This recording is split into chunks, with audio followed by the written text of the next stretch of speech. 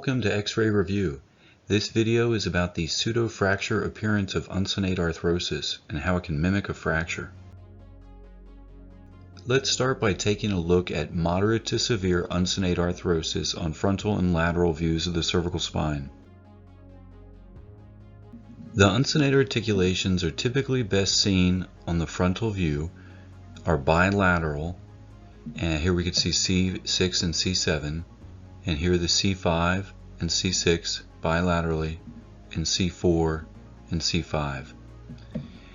At C4-5, these uncinate articulations are relatively normal, but at C5-6 and C6-7, you can see how there's moderate blunting, hypertrophy, and these uncinate articulations are not oblique in orientation, as up at C4-5. Instead, they're horizontal in orientation.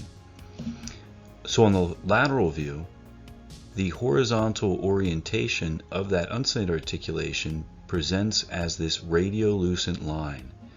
And this radiolucent line is the uncinate joint through that the hypertrophied uncinate articulations. It's not a fracture. It represents the joint. In this lateral view, we can see multiple lines that mimic fractures. The horizontal lines overlying the vertebral bodies represents the pseudofracture appearance due to degenerative changes of the uncinate articulations, and these oblique radiolucencies represent the overlying facet articulations. So these are not fractures, these represent the overlying facet joints.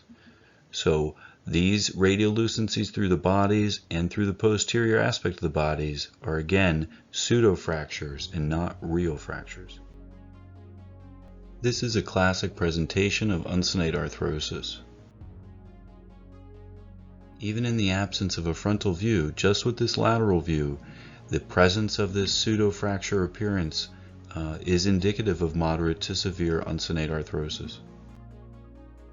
This frontal view of the cervical spine demonstrates moderate to severe uncinate arthrosis at C5-6.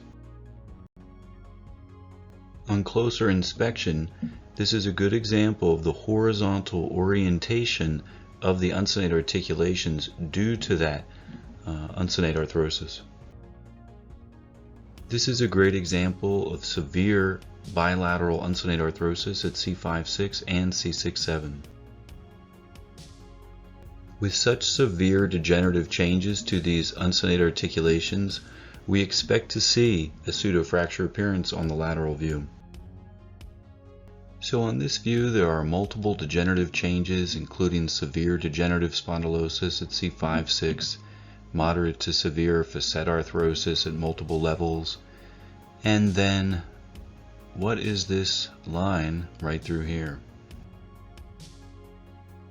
And of course, this line represents moderate to severe uncinate arthrosis and not a fracture. Here's another good example of a patient with moderate to severe degenerative changes throughout the cervical spine. And these horizontal lines that we see overlying the vertebral bodies represent the pseudofracture appearance of uncinate arthrosis, as well as some overlying facet articulations. Lastly, we have one good example of severe degenerative changes at C5-6, and if you look closely at C5, we have a pseudofracture appearance at that C5 vertebral body. Alright, so true or false? This patient has a fracture at C5. And you guessed it, it's false. Alright, and thank you for listening. If you enjoyed, please like and subscribe. Thanks again.